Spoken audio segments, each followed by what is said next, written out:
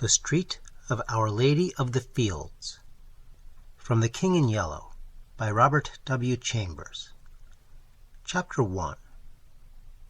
The street is not fashionable, neither is it shabby. It is a pariah among streets, a street without a quarter. It is generally understood to lie outside the pale of the aristocratic Avenue de l'Observatoire. The students of the Montparnasse quarter consider it swell, and will have none of it. The Latin quarter, from the Luxembourg, its northern frontier, sneers at its respectability, and regards with disfavor the correctly costumed students who haunt it. Few strangers go into it. At times, however, the Latin quarter students use it as a thoroughfare between the Rue de Rennes and the Bullier, but except for that, and the weekly afternoon visits of parents and guardians to the convent near the Rue Vivant, the Street of Our Lady of the Fields is as quiet as the Passy Boulevard. Perhaps the most respectable portion lies between the Rue de la Grande Chaumière and the Rue Vavant. At least, this was the conclusion arrived at by the Reverend Joel Byram, as he rambled through it with Hastings in charge. To Hastings, the street looked pleasant in the bright June weather, and he had begun to hope for its selection when the Reverend Byram shied violently at the cross on the convent opposite.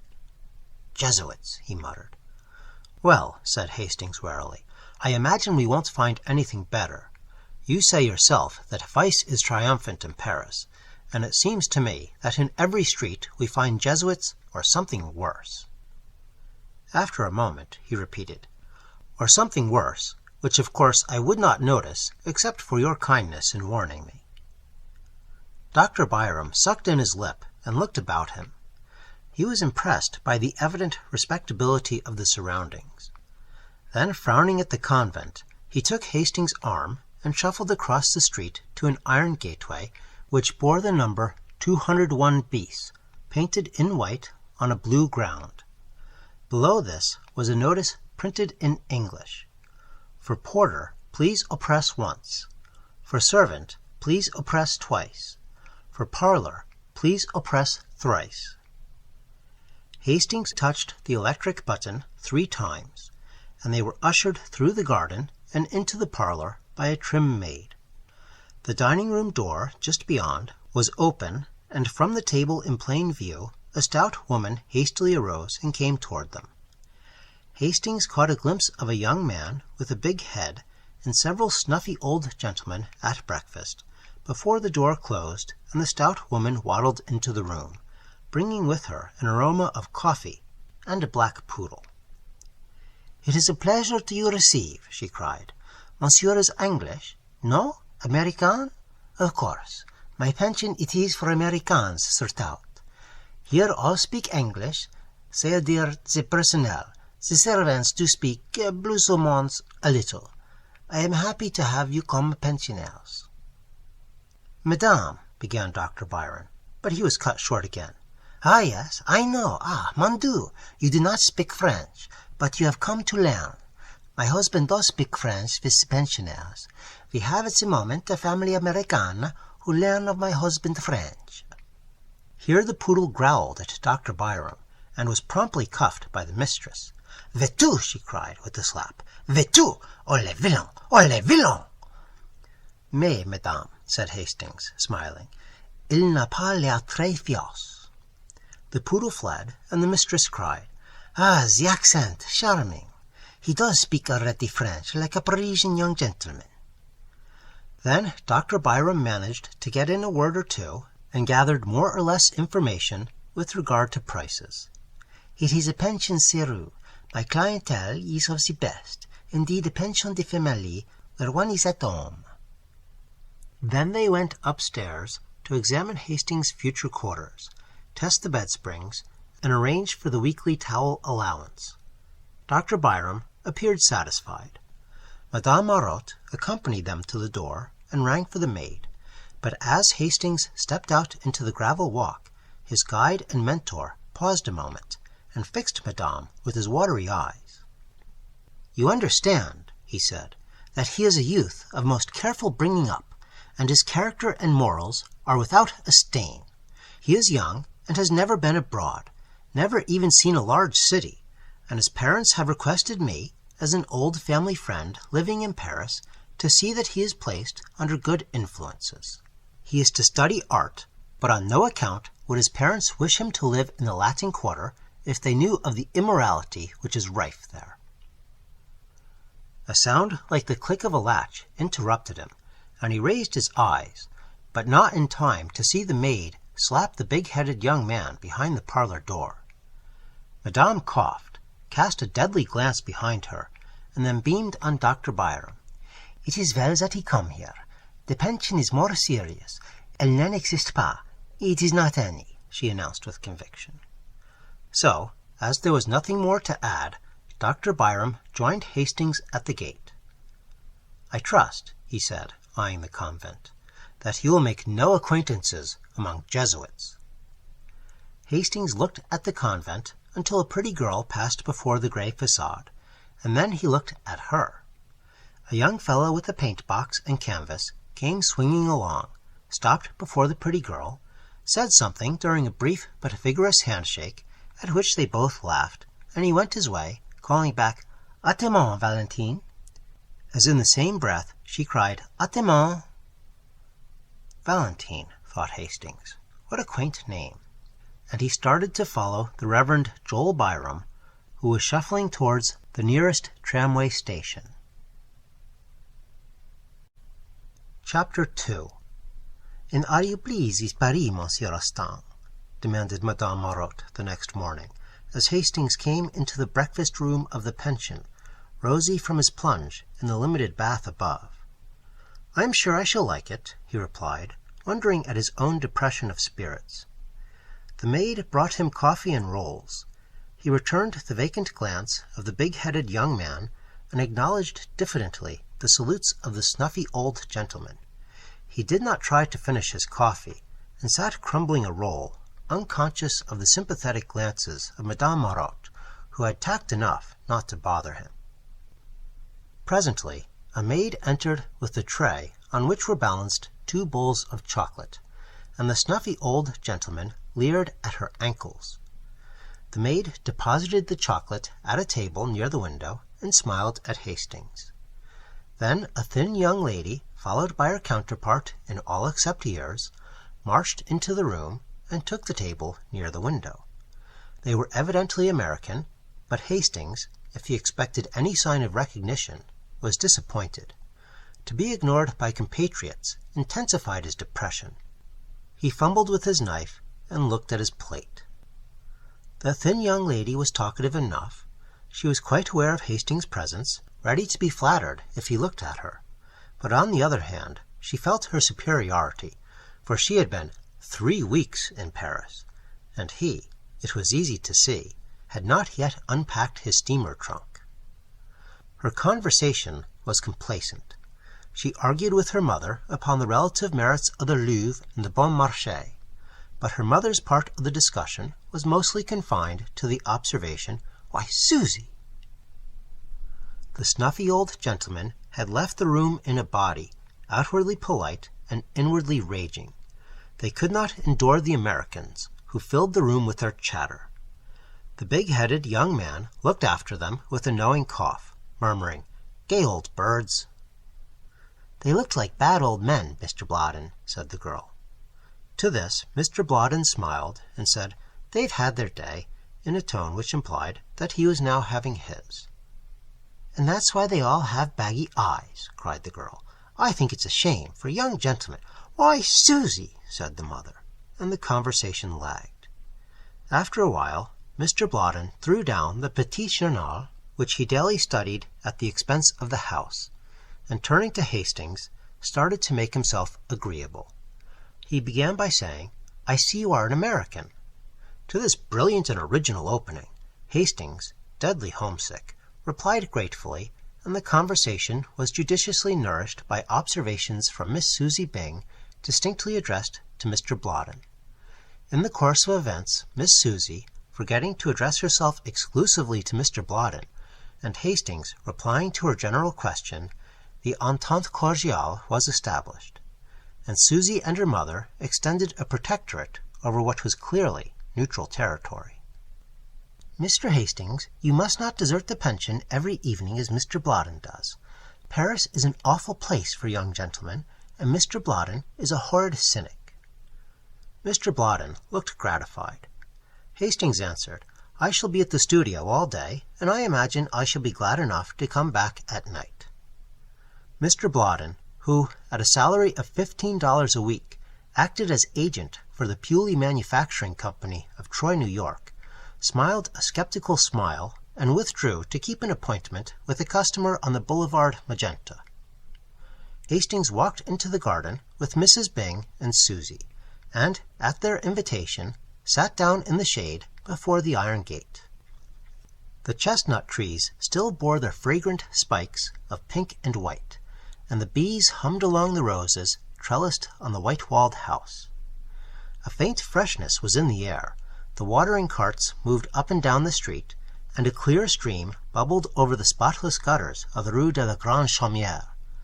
The sparrows were merry along the curbstones, taking bath after bath in the water, and ruffling their feathers with delight.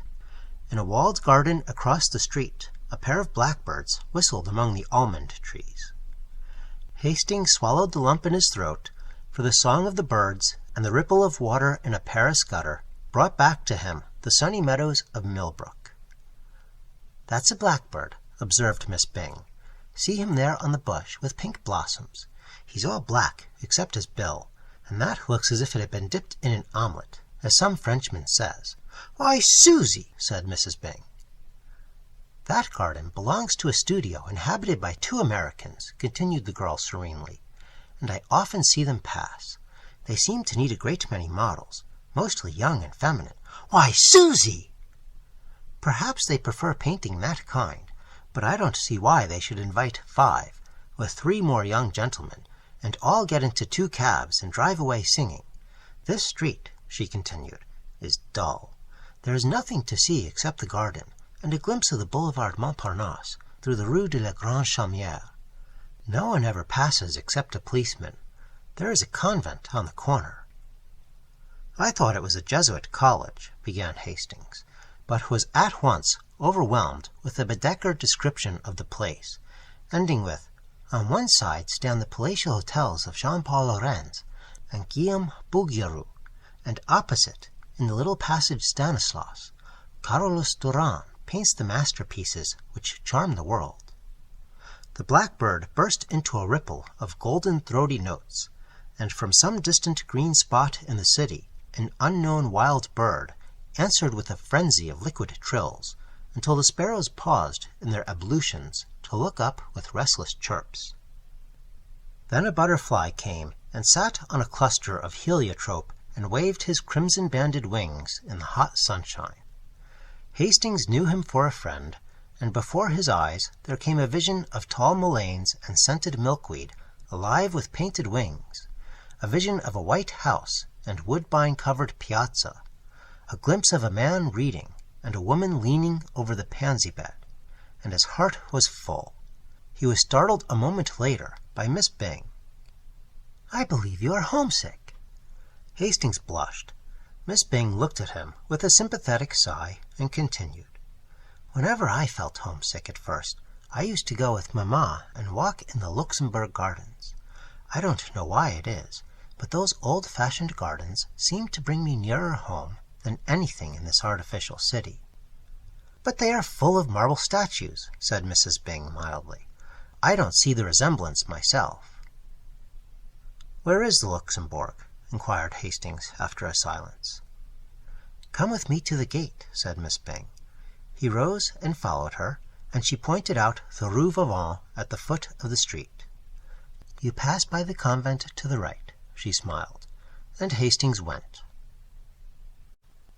Chapter 3. The Luxembourg was a blaze of flowers.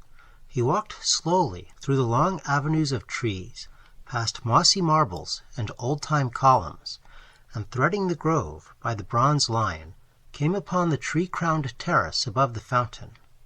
Below lay the basin shining in the sunlight. Flowering almonds encircled the terrace, and, in a greater spiral, Groves of chestnuts wove in and out and down among the moist thickets of the western palace wing. At one end of the avenue of trees the observatory rose, its white domes piled up like an eastern mosque. At the other end stood the heavy palace, with every window pane ablaze in the fierce sun of June. Around the fountain, children and white-capped nurses, armed with bamboo poles, were pushing toy boats, whose sails hung limp in the sunshine. A dark policeman, wearing red epaulets and a dress sword, watched them for a while, and then went away to remonstrate with a young man who had unchained his dog.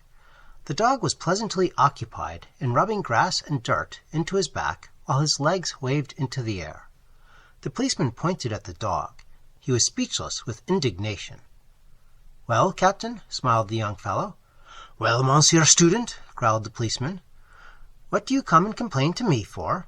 "If you don't chain him, I'll take him," shouted the policeman. "What's that to me, mon capitaine?" "What? Isn't that bulldog yours?" "If it was, don't you suppose I'd chain him?" The officer glared for a moment in silence, then deciding that as he was a student he was wicked, grabbed at the dog, who promptly dodged.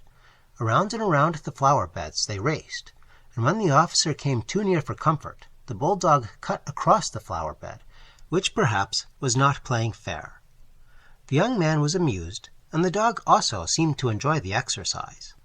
The policeman noticed this and decided to strike at the fountainhead of the evil. He stormed up to the student and said, "As the owner of this public nuisance, I arrest you." "But," objected the other, "I disclaim the dog." That was a poser. It was useless to attempt to catch the dog until 3 gardeners lent a hand, but then the dog simply ran away and disappeared in the Rue de Medici. The policeman shambled off to find consolation among the white-capped nurses, and the student, looking at his watch, stood up yawning. Then, catching sight of Hastings, he smiled and bowed. Hastings walked over to the marble, laughing. "Why, Clifford," he said, "I didn't recognize you." "It's my mustache," sighed the other. "I sacrificed it to humor a whim of a friend. What do you think of my dog?" "Then he is yours," cried Hastings. "Of course. It's a pleasant change for him, this playing tag with policemen. But he is known now, and I'll have to stop it. He's gone home. He always does when the gardeners take a hand. It's a pity. He's fond of rolling on lawns." Then they chatted for a moment of Hastings' prospects, and Clifford politely offered to stand his sponsor at the studio. "You see, old Dr. Byram, told me about you before I met you," explained Clifford, "and Elliot and I will be glad to do anything we can." Then, looking at his watch again, he muttered, "I have just 10 minutes to catch the Versailles train. Au revoir!" and started to go, but catching sight of a girl advancing by the fountain, took off his hat with a confused smile. "Why are you not at Versailles?" she said, with an almost imperceptible acknowledgment of Hastings' presence. I'm going," murmured Clifford. For a moment they faced each other, and then Clifford, very red, stammered, "With your permission, I have the honor of presenting to you my friend, Monsieur Hastings." Hastings bowed low.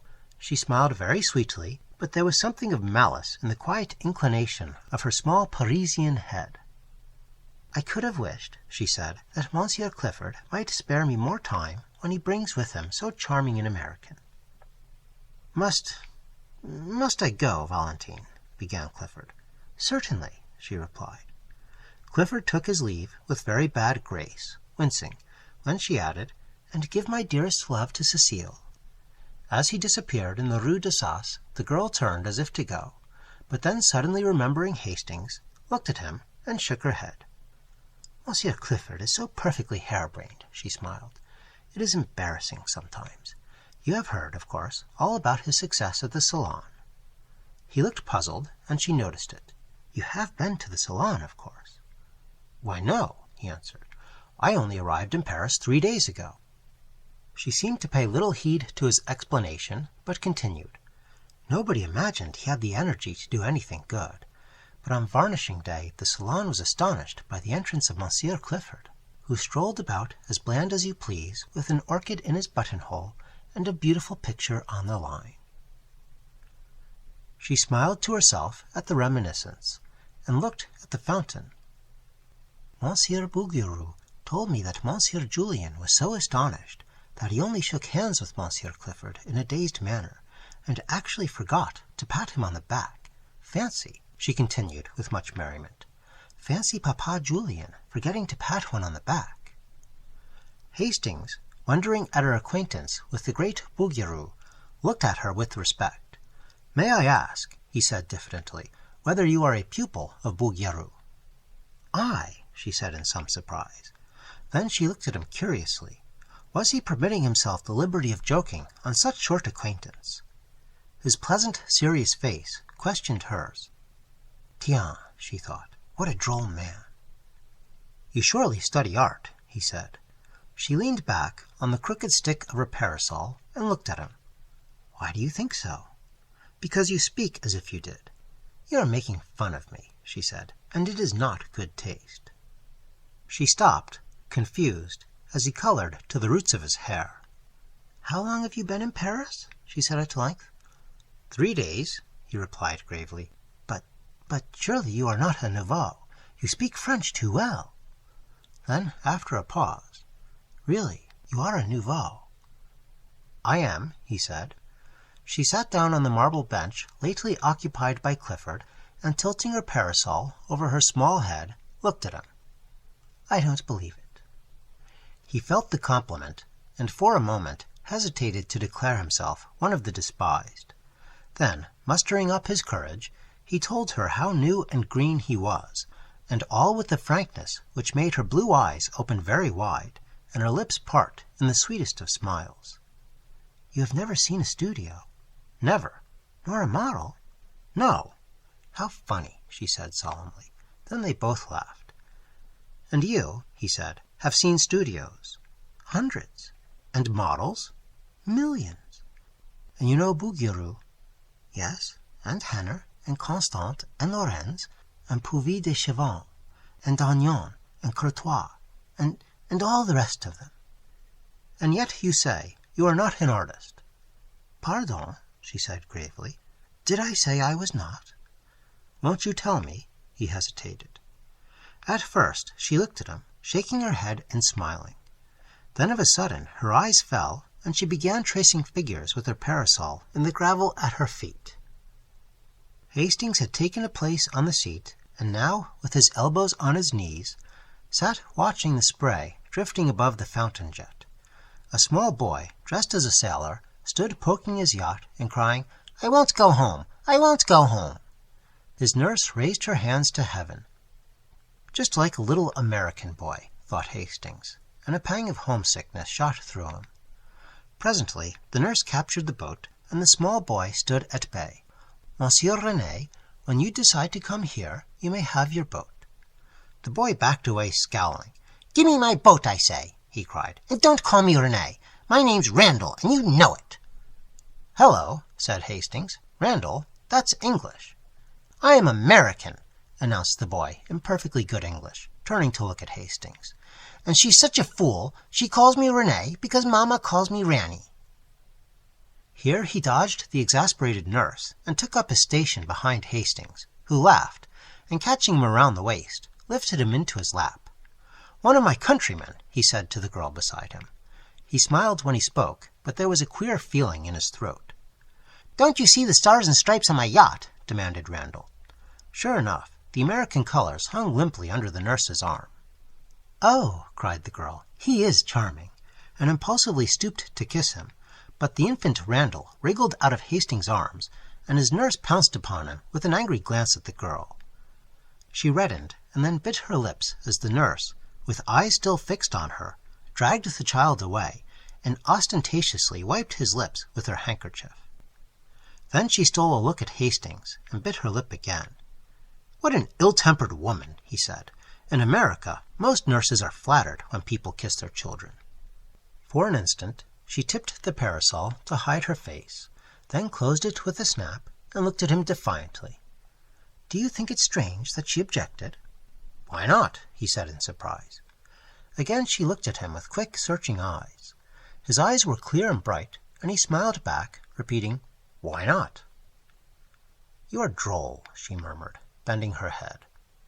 "Why?" But she made no answer, and sat silent, tracing curves and circles in the dust with her parasol.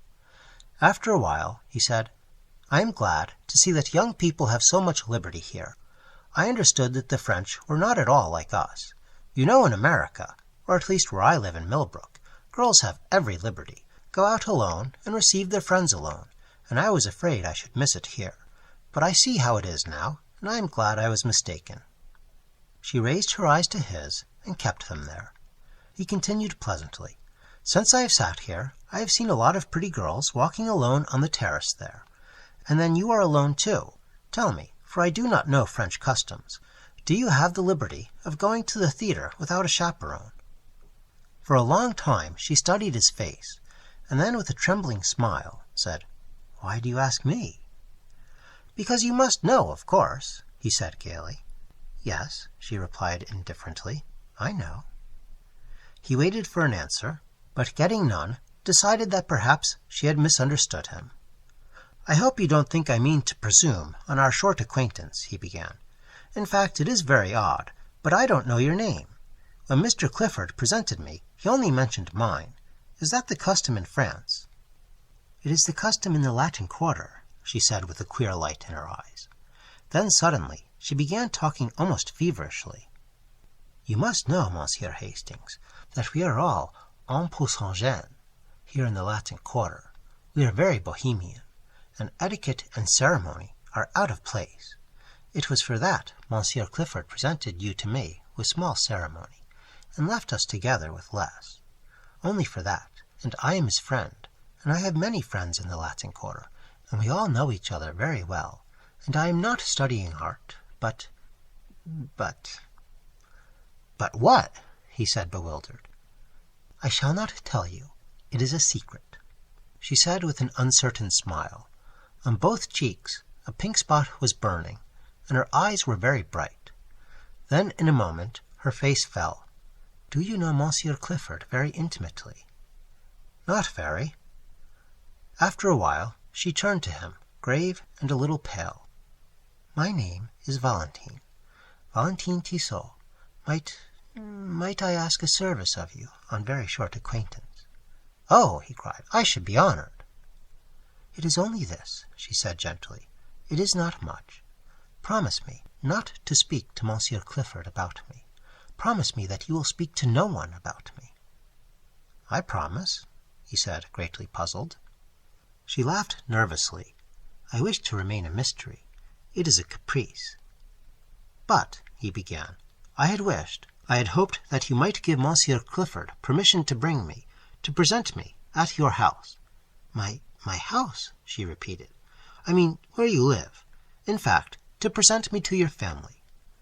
The change in the girl's face shocked him. "I beg your pardon," he cried. "I have hurt you." And as quick as a flash, she understood him because she was a woman. "My parents are dead," she said. Presently he began again, very gently. "Would it displease you if I beg you to receive me? It is the custom." "I cannot," she answered. Then, glancing up at him, "I am sorry. I should like to, but believe me, I cannot." He bowed seriously and looked vaguely uneasy. "It isn't because I don't wish to. I like you. You are very kind to me." "Kind?" he cried, surprised and puzzled. "I like you," she said slowly, "and we will see each other sometimes, if you will." "At friends' houses?" "No, not at friends' houses." "Where?"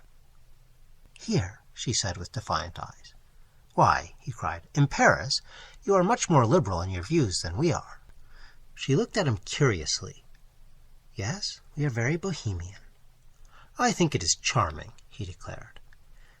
"You see, we shall be in the best of society," she ventured timidly, with a pretty gesture toward the statues of the dead queens, ranged in stately ranks above the terrace.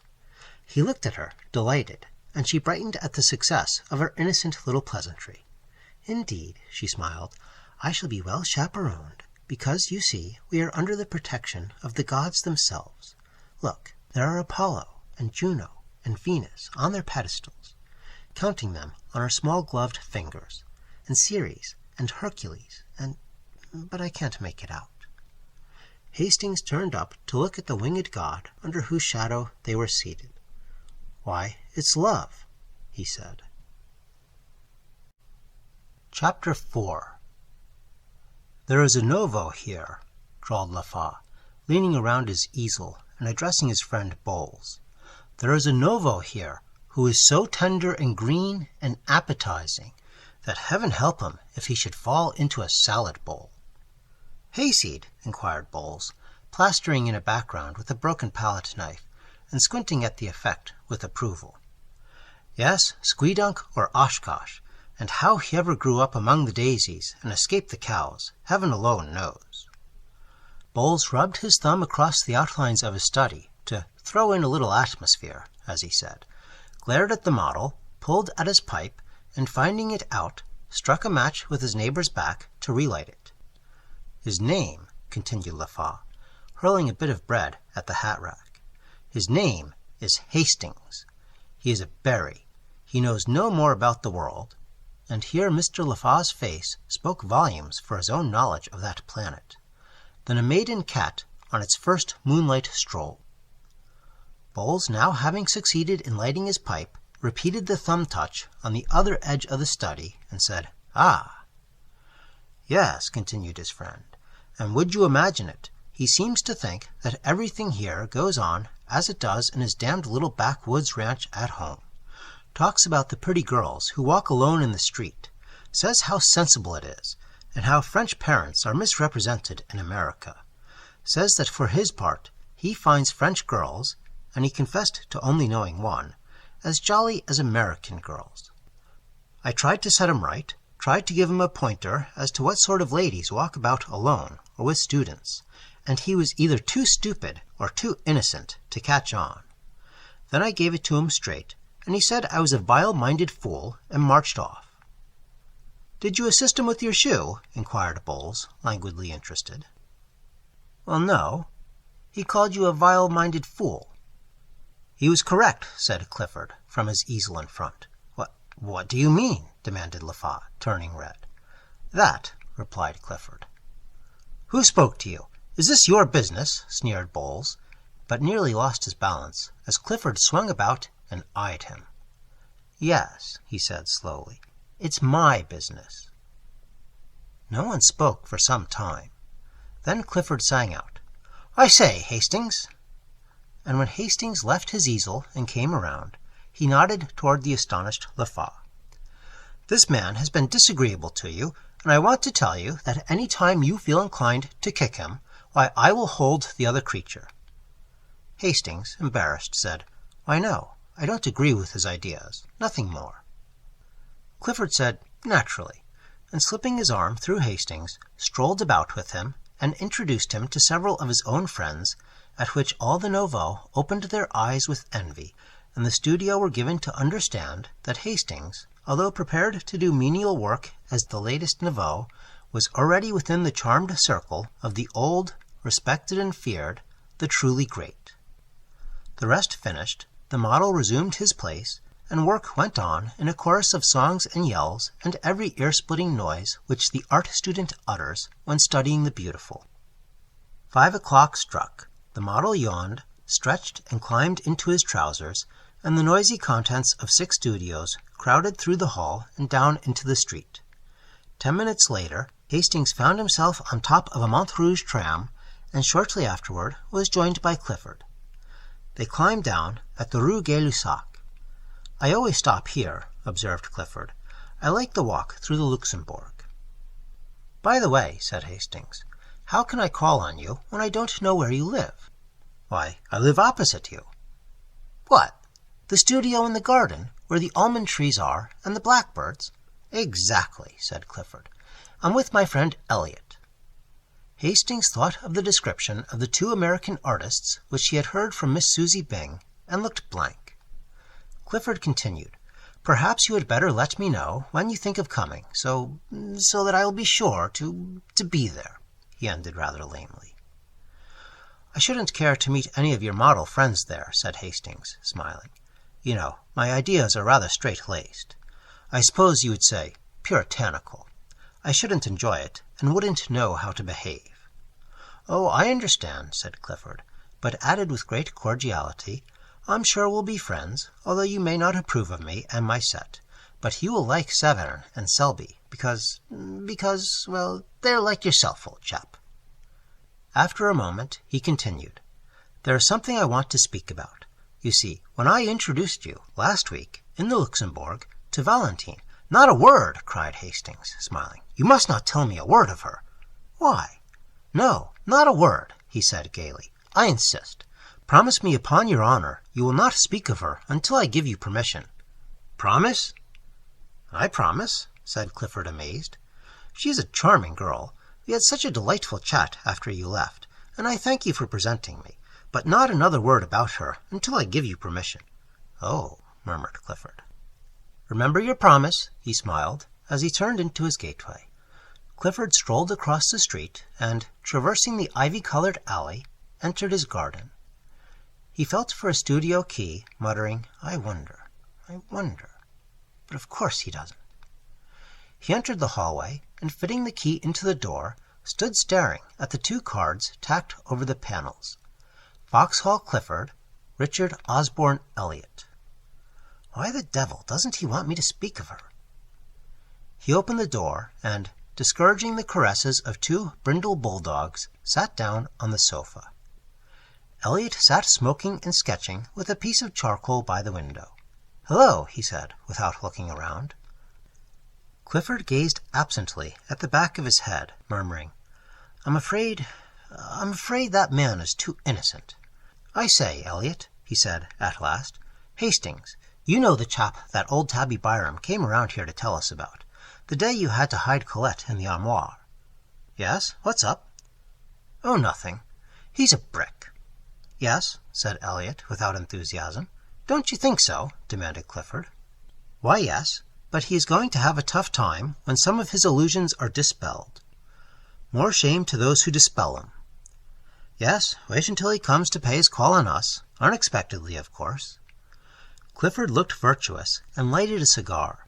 "I was just going to say," he observed, "that I have asked him not to come without letting us know, so I can postpone any orgy you may have intended." "Ah!" cried Elliot indignantly. "I suppose you put it to him in that way."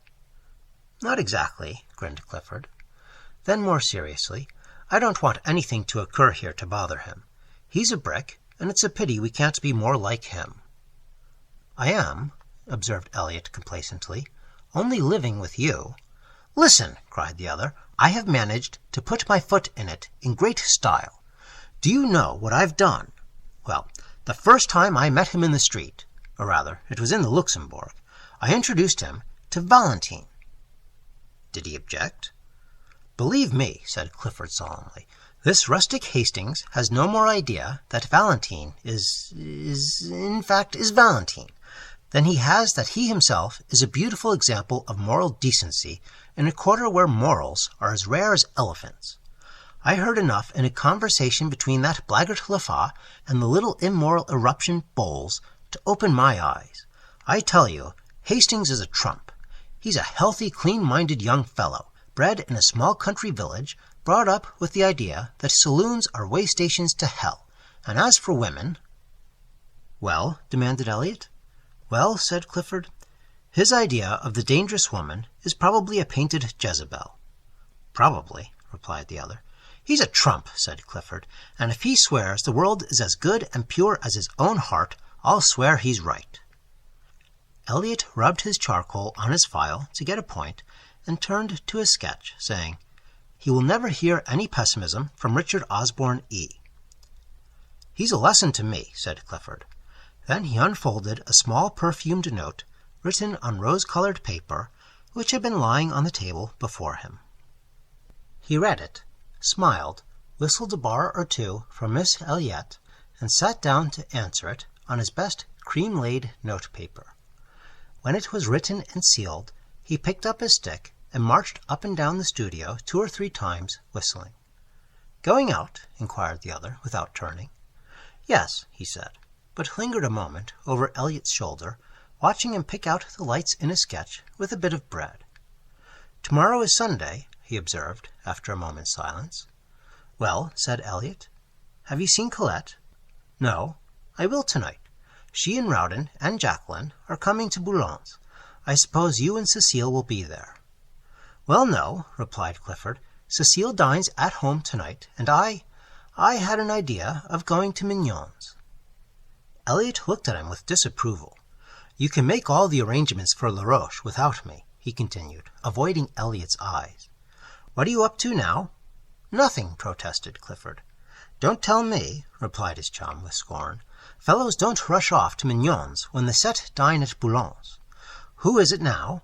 But no, I won't ask that. What's the use?" Then he lifted up his voice in complaint and beat upon the table with his pipe. "What's the use of ever trying to keep track of you? What will Cecile say? Oh, yes, what will she say? It's a pity you can't be constant 2 months. Yes, by Jove, and the quarter is indulgent, but you abuse its good nature, and mine too." Presently he arose, and jamming his hat on his head, marched to the door.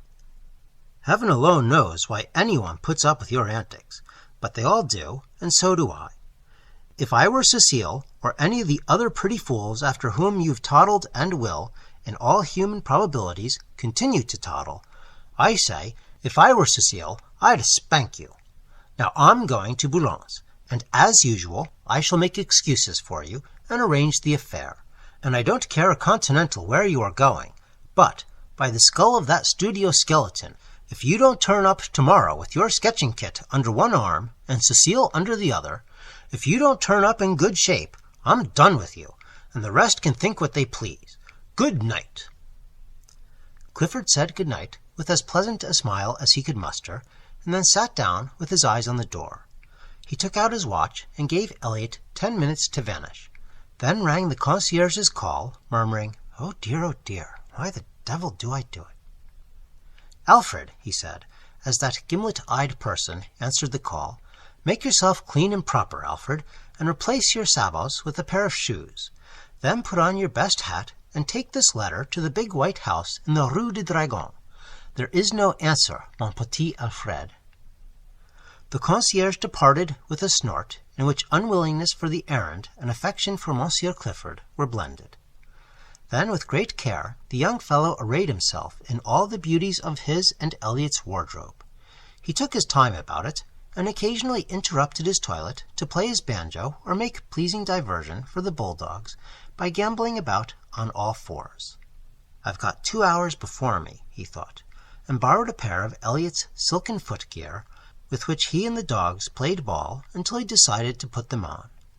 Then he lighted a cigarette and inspected his dress coat.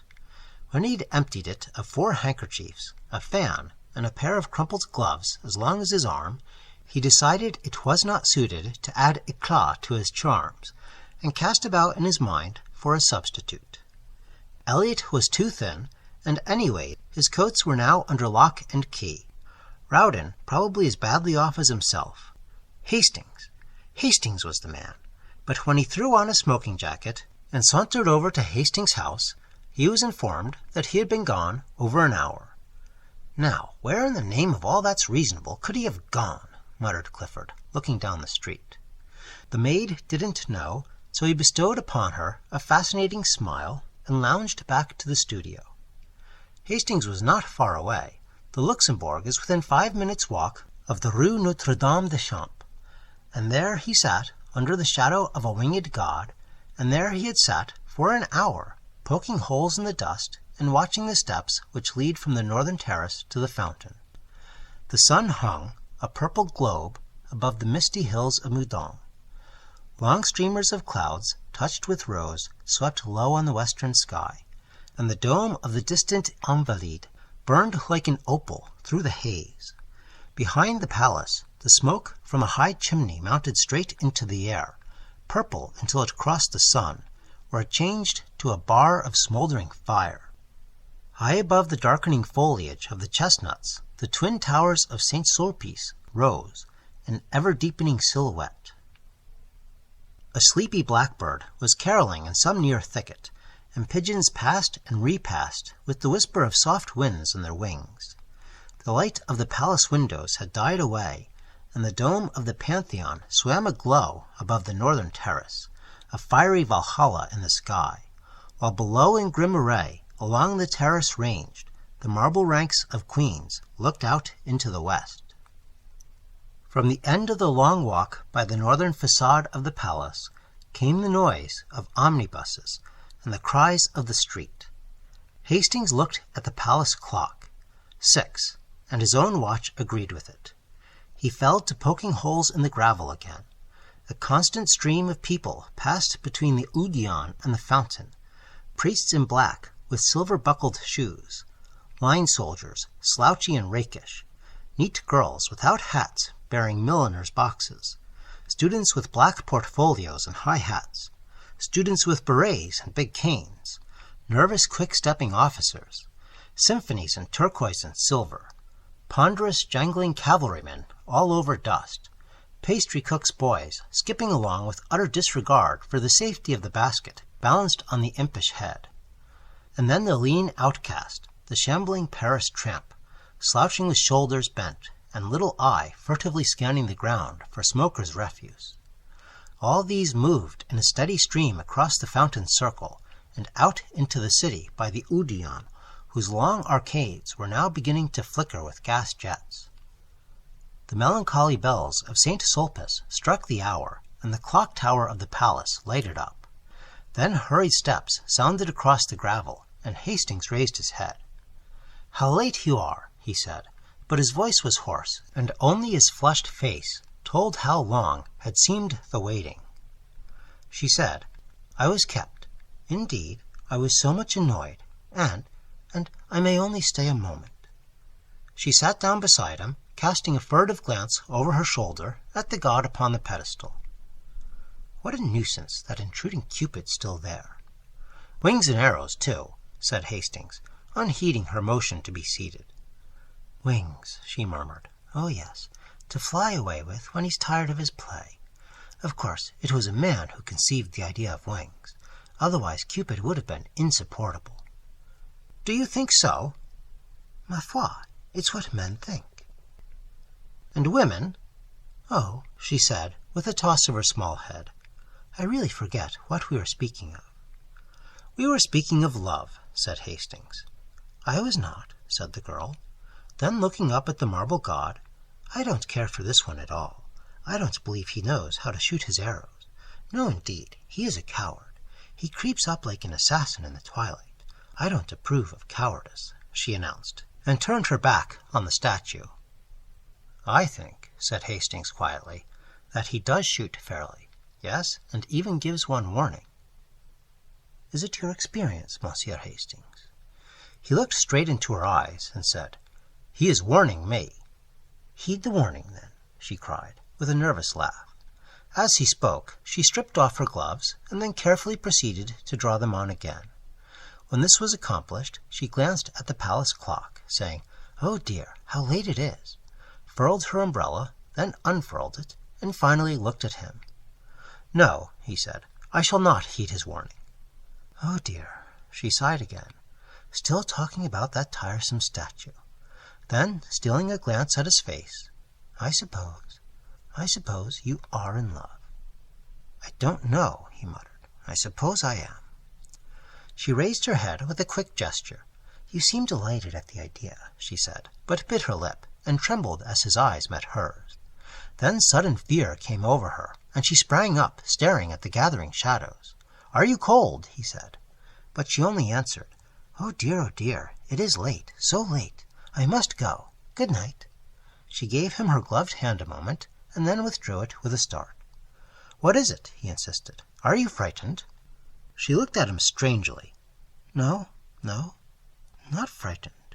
You are very good to me." "By Jove!" he burst out. "What do you mean by saying I'm good to you? That's at least the third time, and I don't understand."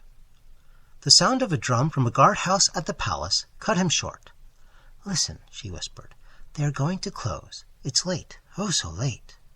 The rolling of the drum came nearer and nearer, and then the silhouette of the drummer cut the sky above the eastern terrace. The fading light lingered a moment on his belt and bayonet, Then he passed into the shadows, drumming the echoes awake. The roll became fainter along the eastern terrace, then grew and rattled with increasing sharpness when he passed the avenue by the Bronze Lion and turned down the western terrace walk. Louder and louder the drum sounded, and the echoes struck back the notes from the grey palace wall. And now the drummer loomed up before them, his red trousers a dull spot in the gathering gloom, the brass of his drum and bayonet touched with a pale spark, his epaulets tossing on his shoulders. He passed, leaving the crash of the drum in their ears, and far into the alley of trees they saw his little tin cup shining on his haversack. Then the sentinels began the monotonous cry, "En ferme, en ferme," and the bugle blew from the barracks on the Rue de Tournon. "En ferme, en ferme." "Good night," she whispered. "I must return alone tonight." He watched her until she reached the northern terrace, and then sat down on the marble seat until a hand on his shoulder and a glimmer of bayonets warned him away. She passed on through the grove, and turning into the Rue de Medici, traversed it to the boulevard. At the corner she bought a bunch of violets and walked along the boulevard to the Rue des Écoles. A cab was drawn up before Boulon's, and a pretty girl, aided by Elliot, jumped out. "Valentine," cried the girl, "come with us." "I can't," she said, stopping a moment. "I have a rendezvous at Mignon's." "Not Victor!" cried the girl, laughing, but she passed with a little shiver. Nodding good night, then turning into the Boulevard Saint-Germain, she walked a little faster to escape a gay party sitting before the Café Cluny, who called to her to join them. At the door of the Restaurant Mignon stood a coal-black negro in buttons.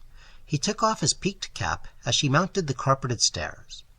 "Send Eugene to me," she said at the office, and passing through the hallway to the right of the dining room, stopped before a row of panelled doors. A waiter passed, and she repeated her demand for Eugene, who presently appeared, noiselessly skipping, and bowed, murmuring, "Madame?" "Who is here?" "No one in the cabinets, madame. In the half, Madame Madelon and Monsieur Gay, Monsieur de Clamart, Monsieur Clisson, Madame Marie, and their set." Then he looked around, and bowing again, murmured, "Monsieur awaits Madame since half an hour," and he knocked at one of the panelled doors bearing the number 6. Clifford opened the door, and the girl entered. The garçon bowed her in, and whispering, "Will Monsieur have the goodness to ring?" vanished. He helped her off with her jacket, and took her hat and umbrella. When she was seated at the little table with Clifford opposite, she smiled and leaned forward on both elbows, looking him in the face. "What are you doing here?" she demanded. "Waiting," he replied, in accents of adoration.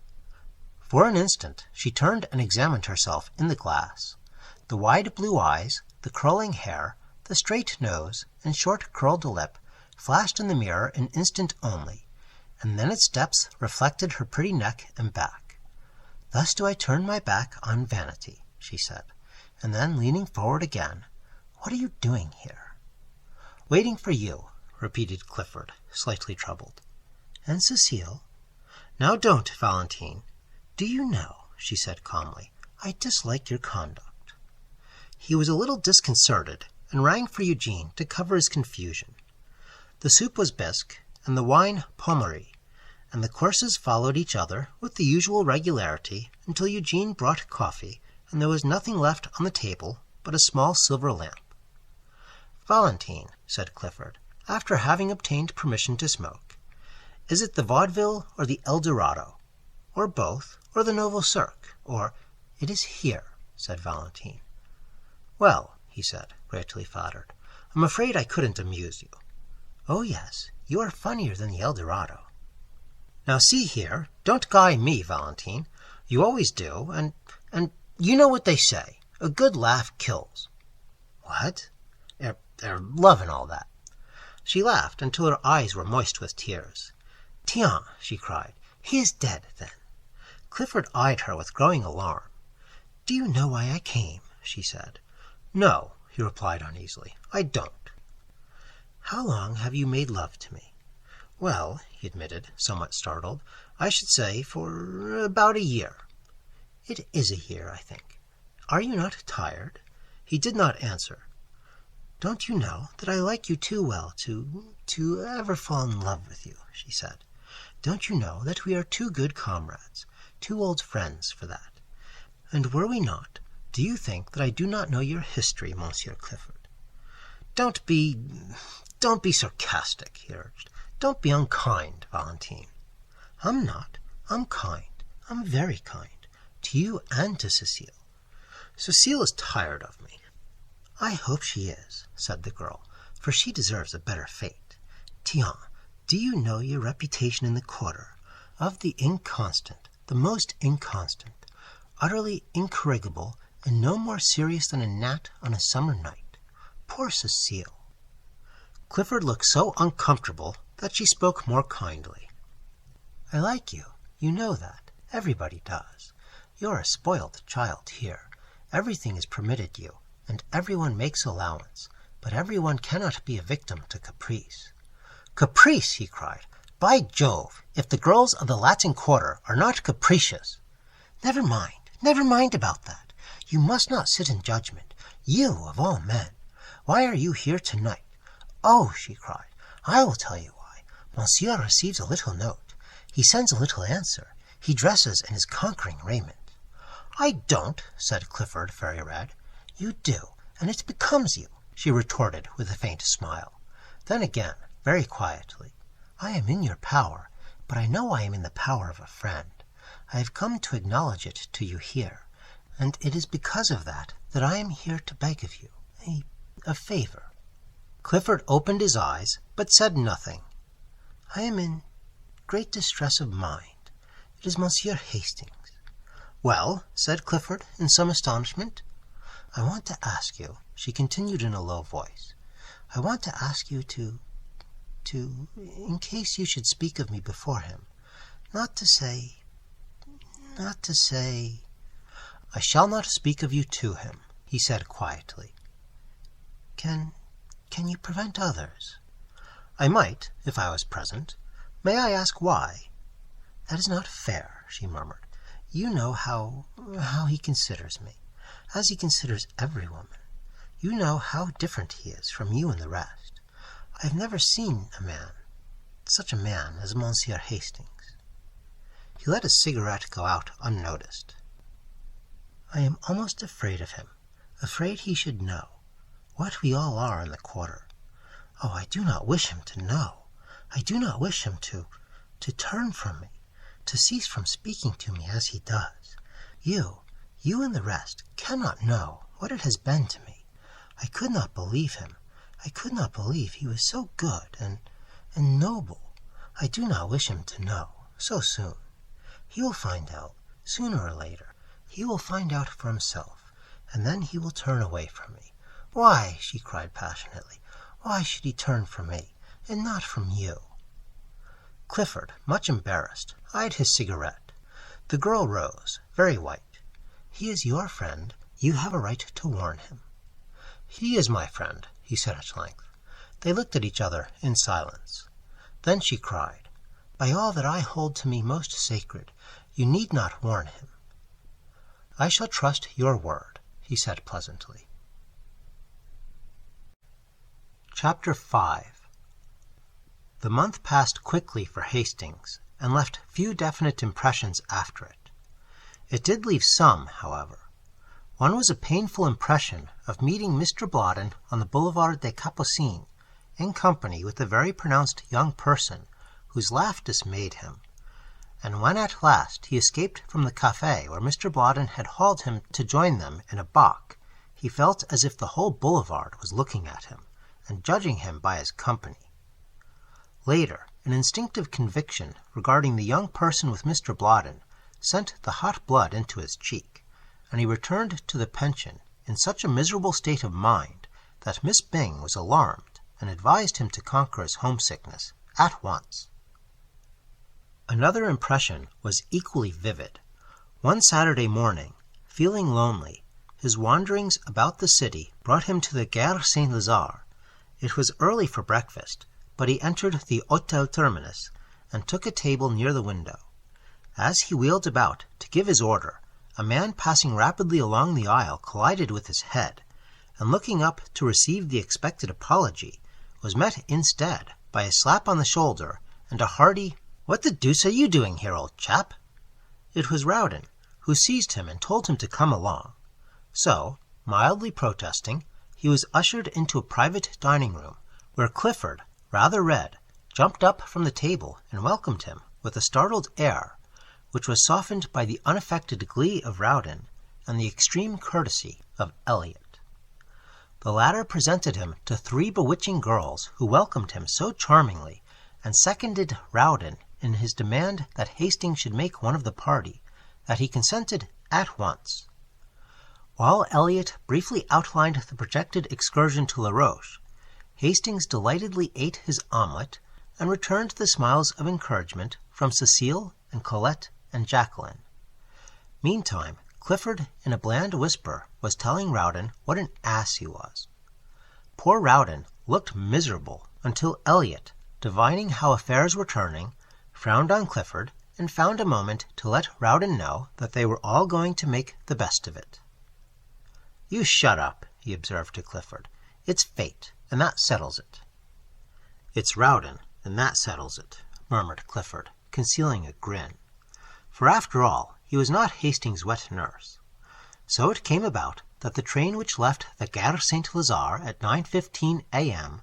stopped a moment in its career towards Havre and deposited at the red-roofed station of La Roche a merry party, armed with sunshades, trout rods, and 1 cane, carried by the non-combatant Hastings.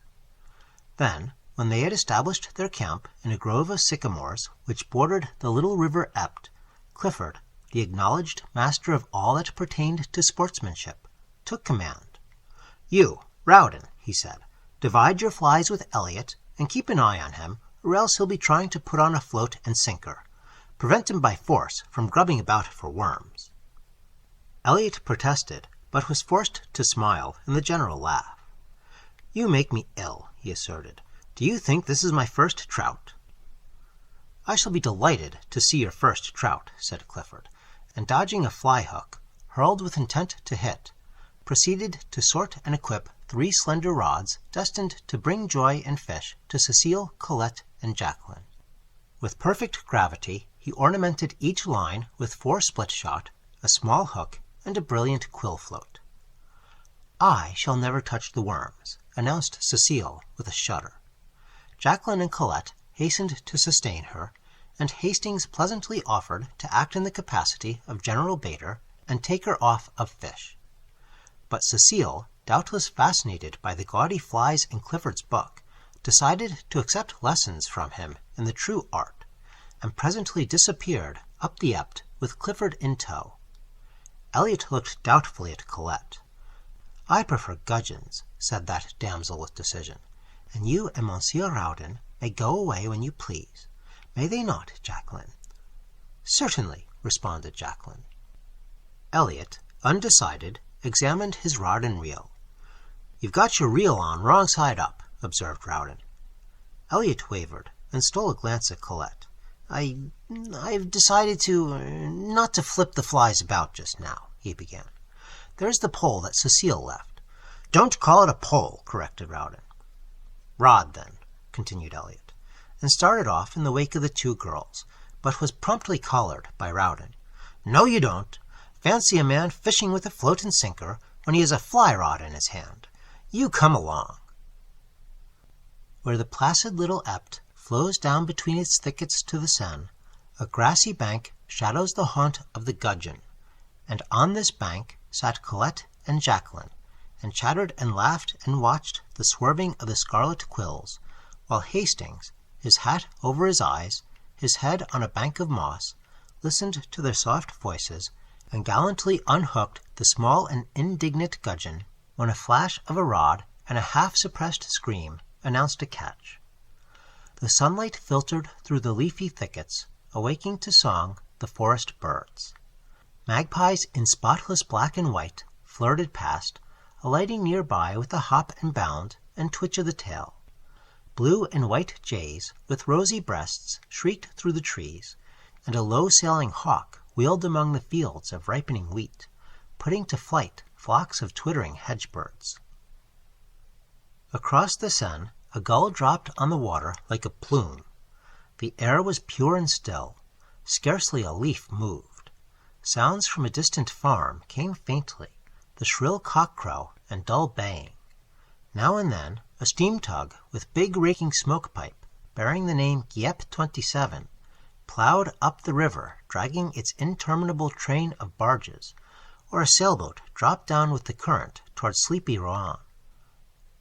A faint, fresh odor of earth and water hung in the air, and through the sunlight, orange-tipped butterflies danced above the marsh grass.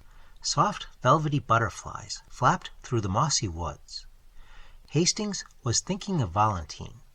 It was 2:00 when Elliot strolled back, and frankly admitting that he had eluded Rawdon, sat down beside Colette and prepared to doze with satisfaction. "Where are your trout?" said Colette severely. "They still live," murmured Elliot, and went fast asleep. Rawdon returned shortly after, and casting a scornful glance at the slumbering one, displayed 3 crimson-flecked trout. "And that," smiled Hastings lazily, "that is the holy end to which the faithful plod, the slaughter of these small fish with a bit of silk and feather." Rawdon disdained to answer him.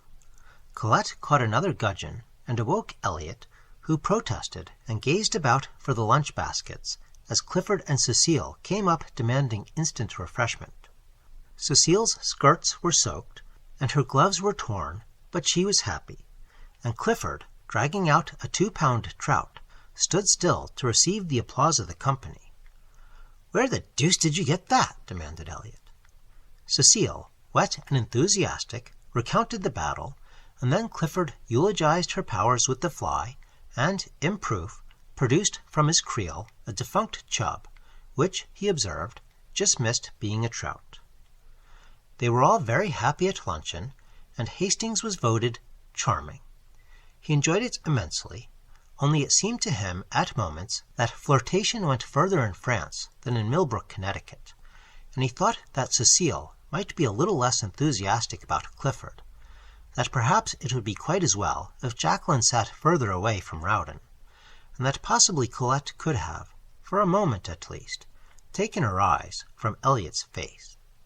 Still he enjoyed it, except when his thoughts drifted to Valentine, and then he felt that he was very far away from her. La Roche is at least an hour and a half from Paris. It is also true that he felt happiness, a quick heartbeat, when, at 8:00 that night, the train which bore them from La Roche rolled into the Gare Saint-Lazare, and he was once more in the city of Valentine. "Good night," they said, pressing around him. "You must come with us next time." He promised, and watched them, 2 by 2, drift into the darkening city, and stood so long that, when again he raised his eyes, the vast boulevard was twinkling with gas jets through which the electric lights stared like moons. Chapter 6. It was with another quick heartbeat that he awoke the next morning, for his first thought was of Valentine. The sun already gilded the towers of Notre Dame. The clatter of workmen's sabots awoke sharp echoes in the street below, and across the way a black bird in a pink almond tree was going into an ecstasy of trills.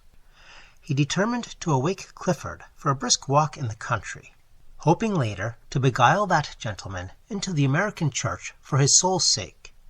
He found Alfred the gimlet-eyed washing the asphalt walk which led to the studio. "Monsieur Elliot," he replied to the perfunctory inquiry, "Je ne sais pas." "And Monsieur Clifford?" began Hastings, somewhat astonished.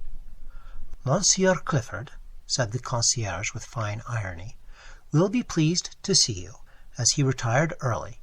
In fact, he has just come in."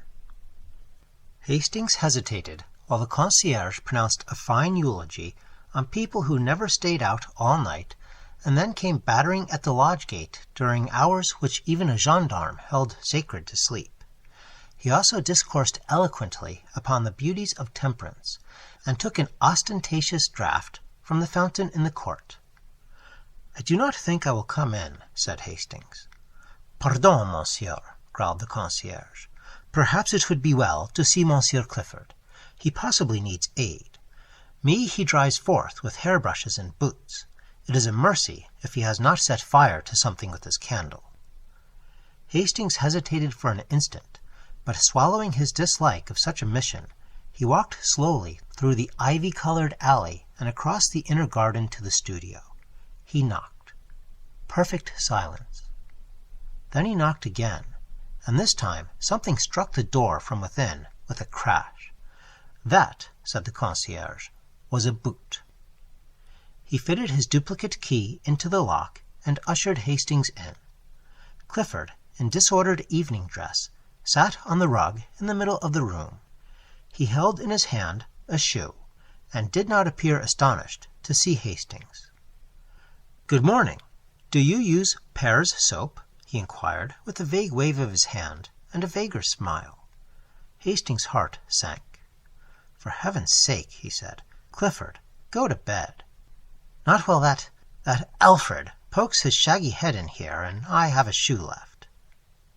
Hastings blew out the candle, picked up Clifford's hat and cane, and said, with an emotion he could not conceal, "This is terrible, Clifford. I never knew you did this sort of thing." "Well, I do," said Clifford. "Where is Elliot?" "Old chap," returned Clifford, becoming maudlin. "Providence which feeds sparrows and that sort of thing, watcheth over the intemperate wanderer." "Where is Elliot?" But Clifford only wagged his head and waved his arm about. "He's out there, somewhere about." Then suddenly feeling a desire to see his missing chum, lifted up his voice and howled for him. Hastings, thoroughly shocked, sat down on the lounge without a word. Presently, after shedding several scalding tears, Clifford brightened up and rose with great precaution. "Old chap," he observed, "do you want to see a miracle? Well, here goes. I'm going to begin." He paused, beaming at vacancy. "Miracle," he repeated. Hastings supposed he was alluding to the miracle of his keeping his balance, and said nothing. "I'm going to bed," he announced. "Poor old Clifford's going to bed, and that's a miracle." And he did, with a nice calculation of distance and equilibrium, which would have wrung enthusiastic yells of applause from Elliot had he been there, to assist en connoisseur. But he was not. He had not yet reached the studio. He was on his way, however, and smiled with magnificent condescension on Hastings, who, half an hour later, found him reclining upon a bench in the Luxembourg. He permitted himself to be aroused, dusted, and escorted to the gate. Here, however, he refused all further assistance, and bestowing a patronizing bow upon Hastings, steered a tolerably true course for the Rue Vivant. Hastings watched him out of sight, and then slowly retraced his steps toward the fountain. At first he felt gloomy and depressed, but gradually the clear air of the morning lifted the pressure from his heart, and he sat down on the marble seat under the shadow of the winged god. The air was fresh and sweet with perfume from the orange flowers. Everywhere pigeons were bathing, dashing the water over their iris-hued breasts, flashing in and out of the spray, or nestling almost to the neck along the polished basin. The sparrows, too, were abroad in force, soaking their dust-colored feathers in the limpid pool and chirping with might and main. Under the sycamores which surrounded the duck-pond opposite the fountain of Marie de Medici, the waterfowl cropped the herbage, or waddled in rows down the bank to embark on some solemn, aimless cruise. Butterflies, somewhat lame from a chilly night's repose under the lilac leaves, crawled over and over the white phlox, or took a rheumatic flight toward some sun-warmed shrub. The bees were already busy among the heliotrope, and one or two gray flies with brick-colored eyes sat in a spot of sunlight beside the marble seat, or chased each other about, only to return again to the spot of sunshine and rub their forelegs, exulting.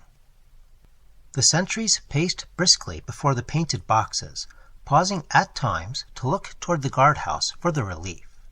They came at last, with a shuffle of feet and click of bayonets. The word was passed, the relief fell out, and away they went, crunch, crunch, across the gravel. A mellow chime floated from the clock tower of the palace. The deep bell of St. Sulpice echoed the stroke. Hastings sat dreaming in the shadow of the god, and while he mused, somebody came and sat down beside him. At first he did not raise his head. It was only when she spoke that he sprang up. "You! At this hour!" "I was restless. I could not sleep." Then, in a low, happy voice, "And you! At this hour?" I slept, but the sun awoke me." "I could not sleep," she said, and her eyes seemed, for a moment, touched with an indefinable shadow. Then, smiling, "I am so glad. I seemed to know you were coming. Don't laugh. I believe in dreams."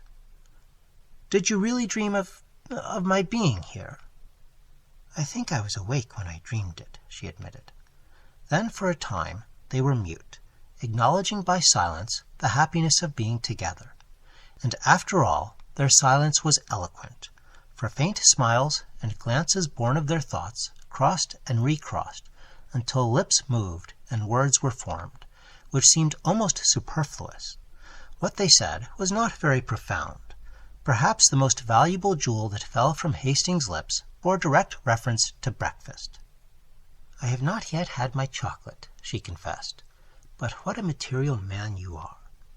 "Valentine," he said impulsively, I do wish that you would, just this once, give me the whole day. Just for this once." "Oh dear," she smiled. "Not only material, but selfish." "Not selfish, hungry," he said, looking at her. "A cannibal, too. Oh dear." "Will you, Valentine?" "But my chocolate." "Take it with me." "But déjeuner." "Together at St. Cloud." "But I can't." "Together, all day long. Will you, Valentine?" She was silent. "Only for this once." Again that indefinable shadow fell across her eyes, and when it was gone, she sighed, "Yes, together, only for this once." "All day?" he said, doubting his happiness. "All day," she smiled, "and oh, I am so hungry." He laughed, enchanted. What a material young lady it is. On the Boulevard Saint-Michel there is a cremerie painted white and blue outside, and neat and clean as a whistle inside. The auburn-haired young woman, who speaks French like a native, and rejoices in the name of Murphy, smiled at them as they entered, and tossing a fresh napkin over the zinc tete-a-tete table, whisked before them 2 cups of chocolate and a basket full of crisp, fresh croissants. The primrose-colored pats of butter, each stamped with a shamrock in relief, seemed saturated with the fragrance of Normandy pastures. "How delicious!" they said in the same breath, and then laughed at the coincidence. "But with a single thought," he began. "How absurd!" she cried, with cheeks all rosy. "I'm thinking I'd like a croissant." "So am I," he replied triumphantly. "That proves it." Then they had a quarrel, she accusing him of behavior unworthy of a child in arms, and he denying it, and bringing countercharges, until Mademoiselle Murphy laughed in sympathy, and the last croissant was eaten under a flag of truce. Then they rose, and she took his arm with a bright nod to Mademoiselle Murphy, who cried them a merry "Bonjour, madame, bonjour, monsieur," and watched them hail a passing cab and drive away. "Dieu, qu'il est beau," she sighed, adding after a moment, "Do they be married? I don't know. Ma foi, ils sont bien laids." The cab swung around the Rue de Medici, turned into the Rue de Vaugirard, followed it to where it crosses the Rue de Rene, and taking that noisy thoroughfare, drew up before the Gare Montparnasse. They were just in time for a train, and scampered up the stairway and out to the cars as the last note from the starting gong rang through the arched station. The guard slammed the door of their compartment, a whistle sounded, answered by a screech from the locomotive, and the long train glided from the station, faster and faster, and sped out into the morning sunshine. The summer wind blew in their faces from the open window, and sent the soft hair dancing on the girl's forehead. "We have the compartment to ourselves," said Hastings. She leaned against the cushioned window-seat, her eyes bright and wide open, her lips parted. The wind lifted her hat and fluttered the ribbons under her chin. With a quick movement she untied them, and, drawing a long hat-pin from her hat, laid it down on the seat beside her. The train was flying. The color surged in her cheeks, and with each quick-drawn breath, her breath rose and fell under the cluster of lilies at her throat. Trees, houses, ponds danced past, cut by a mist of telegraph poles. "Faster, faster!" she cried. His eyes never left her, but hers, wide open and blue as the summer sky, seemed fixed on something far ahead, something which came no nearer, but fled before them as they fled. Was it the horizon, cut now by the grim fortress on the hill, now by the cross of a country chapel? Was it the summer moon, ghost-like, slipping through the vaguer blue above? "Faster, faster!" she cried. Her parted lips burned scarlet. The car shook and shivered, and the fields streamed by like an emerald torrent. He caught the excitement, and his face glowed. "Oh!" she cried, and with an unconscious movement caught his hand, drawing him to the window beside her. "Look! Lean out with me!" He only saw her lips move. Her voice was drowned in the roar of a trestle, but his hand closed in hers, and he clung to the sill. The wind whistled in their ears. "Not so far out, Valentine! Take care!" he gasped. Below, through the ties of the trestle, a broad river flashed into view and out again as the train thundered along a tunnel and away once more through the freshest of green fields. The wind roared about them. The girl was leaning far out from the window, and he caught her by the waist, crying, "Not too far!" But she only murmured, "Faster, faster! Away out of the city, out of the land! Faster, faster! Away out of the world!" "What are you saying all to yourself?" he said, but his voice was broken, and the wind whirled it back into his throat. She heard him, and turning from the window, looked down at his arm about her. Then she raised her eyes to his. The car shook, and the windows rattled. They were dashing through a forest now, and the sun swept the dewy branches with running flashes of fire. He looked into her troubled eyes. He drew her to him and kissed the half-parted lips. And she cried out, a bitter, hopeless cry, "Not that! Not that!" But he held her close and strong, whispering words of honest love and passion.